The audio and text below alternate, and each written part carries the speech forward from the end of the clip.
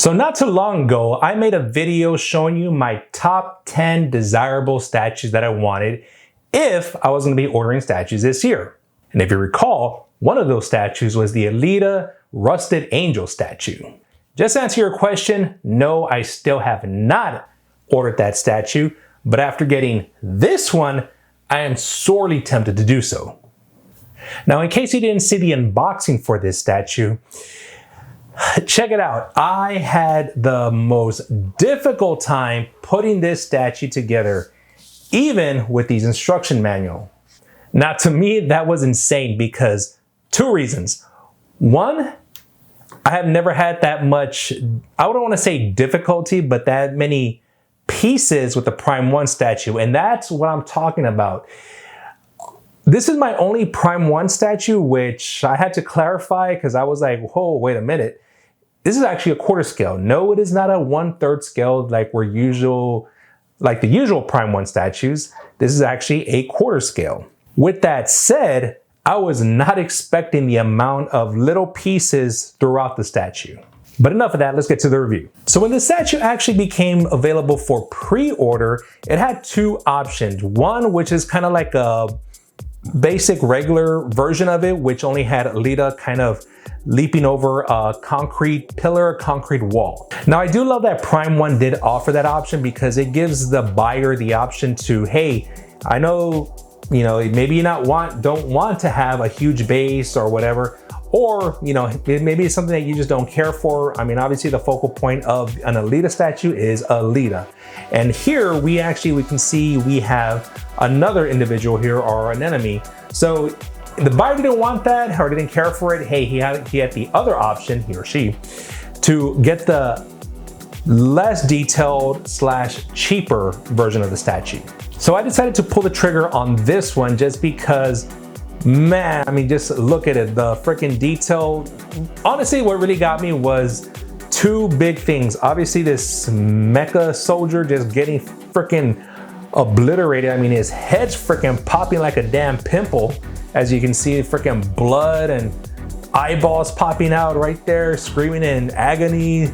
I mean, just, and then on the bottom right here, we see one of these heads of one of these cyber people, whatever, with his head not completely, his head just sliced right in the middle, right down. You can see the brains on both the inside of the head and on the top of the skull that got decapitated. And then on top of that, all the freaking details that go along with this statue. Yes, it was a little bit more expensive, but after receiving it, putting it together, yeah, I was not disappointed. And this is definitely gonna be up for a long time. Two main reasons. Main reason though, it's a badass freaking statue. I mean, look at it, badass. Second reason, I did not want to have to put all these little pieces away again. Oh well, time's gonna come when that happens though. I just want to say, Prime 1, thank you for not making some freaking big ass freaking grayed out base. I'm glad that y'all went a different route with, making the base simple, making it detailed, colorful. Yeah, we still have a lot of grays here, but we have a little bit more to kind of complement it. Things that are on the base, we see a bunch of, fire shot, ricochets, smoke effect. So we can tell it's a war zone. And then, like I mentioned before, this severed head.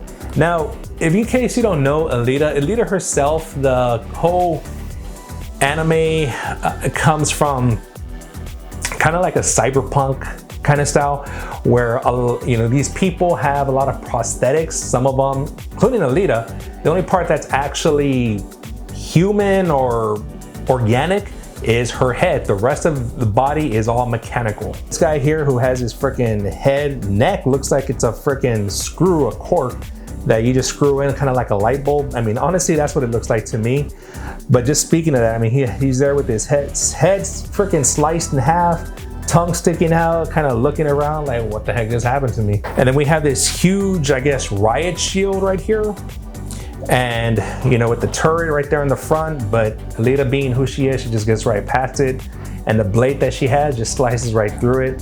Speaking of which, going up to the mechanized soldier here, what's holding this whole thing up is kind of a reference. I don't know if it was intentional or not, to the original, not the original, the other alternative version of this statue, which is just a concrete pillar. So in the middle of the base, we have, you know, it looks like concrete being demolished or whatever. And this soldier kind of just, you know, falling back into it, breaking it, you know, everything, you know, with the rebar, the concrete, all that going on. So it's a motion where, you know, this dude just getting freaking demolished, tortured, basically just having a really, really bad day. Head exploding. I mean, I don't know what's worse, a freaking head exploding like a pimple, or this guy down here had his head sliced in half. But he is in some kind of robotic mechanized suit. And we see that Alita just sliced through his weapon here, because we do see the gun just got clean cut right through it. Here's one part of it right here. Here's the other part. And speaking of which, this dude had his freaking arm severed off. So what I'm thinking is it's right after she sliced right through his arm, right through the gun, and his arm right here, which, yes, it's not attached to his body. It's been completely sliced off. So that's what I'm thinking, what was going on. He had a battle. This dude just didn't know what he was in for. But the suit itself, we can tell that it's supposed to be white, but it also has a lot of battle damage, dents, bullet holes, dings, scrapes, scratches, dirt, grime, all that kind of stuff. So lots of detail, and the parts that are supposed to be, I guess, flexible, where his boots connect to the knee pad, connect to the, I guess, this big old thigh shield. It's kind of a cloth material. I guess that's the only part that's actually somewhat vulnerable. And we see it right here in his arms too, just to be more flexible, not to just be a stiff robot. So that's the kind of feel that I get, where it is a suit. It's not so much of a prosthetics like a lot of the characters in Alita are. I think it's just that guy in a suit. As we can see, you know, there's a clear resin with the blood just freaking splatting out everywhere. We can already see the blood dripping, or the blood residue right here on his suit, right at the visor piece, if you want to call it that. And this is the coolest part, his freaking eyeballs are just freaking popped out. That is gnarly, freaking gruesome. Hey guys, I just wanted to thank you for watching up until this point. Now, if you like the content so far, definitely give me that thumbs up. Leave a comment also, and subscribe if you haven't done so already. It doesn't cost you a dime, but it helps me out tremendously. Now, I went ahead and looked with the cloak here for right now, just because that thing is hard to get on. And it's not hard in the sense we're putting it on. It's because you have to put the head on top of the cloak. And to this day, I'm still not able to get it to really like put all the way. It's a very delicate thing. You have to kind of maneuver around, and also her hair makes it more difficult. But I just wanted to put it just to show y'all real quick. Don't worry, I'll be taking it off to show the detail. And you're gonna see why I personally am gonna choose to leave her displayed without the cloak. But I do feel the cloak does give a sense of what the environment is like. So just seeing the cloak, it kind of reminds me of like kind of a wasteland, kind of like a Terminator scene where you're just trying to be really incognito, blend into your environment, not really raise any alarms, any suspicious, just kind of hiding out, looking maybe like a peasant, and you know, just trying to keep off the radar from the enemy. That's kind of like the feel that I get from this cloak. But yes, the cloak is very, very just weathered, dirty, grimy. Looks like something maybe just pick up off the street after a homeless person's used it for a month or two. That's kind of look that I get. Now, there are wires in the cloak, so it is posable. Okay, so this is just how I pose it, you know, just real quick, nothing really dynamic. Now, one of the biggest things why I don't like it is because it just covers so much of Alita herself and the detail about it. But let me go ahead and show you what she looks like without the cloak. So take the head off, take this off. All right, so that is how I am gonna be able to display her. Now, I gotta say, this pose is just so freaking awesome, so dynamic. She's so sleek, so streamlined, and also just the line work. Like we can see the line work just going straight out like this with Alita, you know, from head to toe, and then the blade right here going up like that. Definitely gives it that sense of motion, that sense of movement, action pose. And, you know, I think it was just a great way to put her. The suit underneath, it is not black. It's a very dark, almost like an indigo blue. very shiny, very metallic. Pads here, the armor, they're kind of like a goldish, rustic kind of shade. And all the details throughout her armor, her outfit. We see all the scrapes, all the scuff marks on the armor all over. So the armor is from her boots, her shins, her knees, her thighs, a little bit of straps throughout her body and chest plates, and then these little armor plates right here, see? Shoulders right here on her, I guess her triceps or biceps, whatever. The fingertips, and then the rest of the suit is that indigo metallic blue. And she does have pockets here where it looks like gun magazines go. Obviously the statue itself doesn't come, or Alita herself doesn't have a gun, but that's just a referencing that, you know, she does have these pockets to hold magazines in case she needed to use a gun.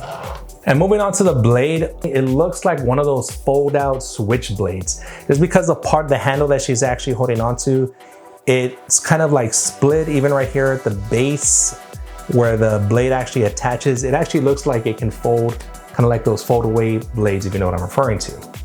But the blade itself, yeah, it just looks freaking awesome. Like there's this detail right on the blade, kind of like a murky kind of look. I don't really know how to describe it, but it's just a straight blade. It's all the details, all the holes for wind resistance or anti-wind resistance, just so that blade can be flying everywhere, slicing, as we can see the damage it's able to do. Now, part of having this ultimate version of Alita comes with 3 different portraits. Now, I will tell you this, if you decide to get this statue, you have to be careful as hell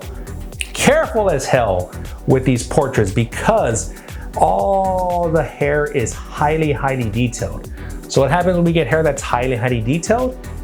Very, very small, delicate, fragile strands. It would not surprise me if I put the 2 portraits back that I'm not gonna use back in the box, you know, be as careful as I can with them, put them away and decide, hey, you know what, let me put a different portrait on Alita, and a freaking strand of hair is broken off somewhere. It would not surprise me at all. These things are so delicate, so fragile, individual strands just flying everywhere. So ones that I'm referencing to, obviously her bangs right here in the front and these 2 little hairs right here.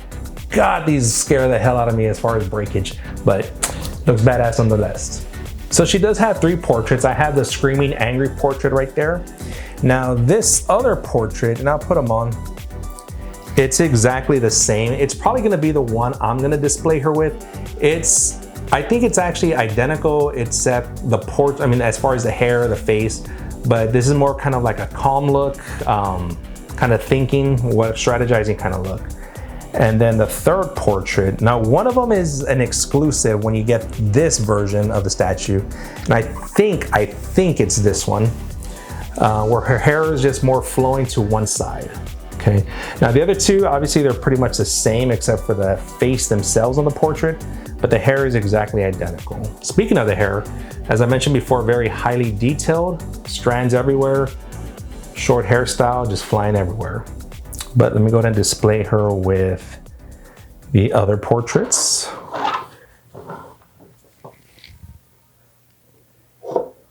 Okay, here's the angry one. Let me put this one with the hair flowing to one side. I've only put that one on. I haven't actually seen. So here's the hair flowing to one side, mostly. I can tell you that the angry one, I like it better than this one. Okay.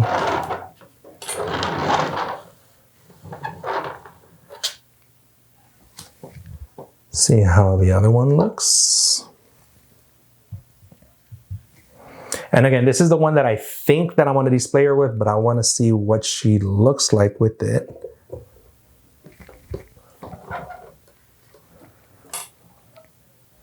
Huh. I don't know. I like this one and the angry one. Yeah, so from these 2, I really don't know which one I want to display her with. Huh, I mean, the angry one looks badass, don't get me wrong. We know what kind of emotion she's feeling. But this one, I'm not really sure what to think. And I think that's what's cool about it. It looks like she's strategizing or targeting her next target. That's the kind of look that I get with this portrait. So again, it's very difficult to decide which portrait I want to display her with. But hey, let me know which one what you prefer. So that's my overall review and thoughts of Alita here. Did not disappoint. Yes, it did cost a little bit, but I can see why. Freaking awesome, dynamic, colorful. Base does its job. It's not overly freaking huge or done, as we know for Prime 1 to do that a lot. Even though it is a dark color, mostly dark color palette, it works. I mean, it really works. I think, you know, the white here really is the focal point. Obviously, we can see this dude being slaughtered. He's wearing a white suit, but the white, as we know, makes everything contrast and everything else pop out. So even though Alita herself, dark hair, dark suit, against that white, pops big time. Just the dynamic pose. But let me know what you guys think about it. So leave your comments down below. Subscribe if you haven't done so. And as always, collect what makes you happy.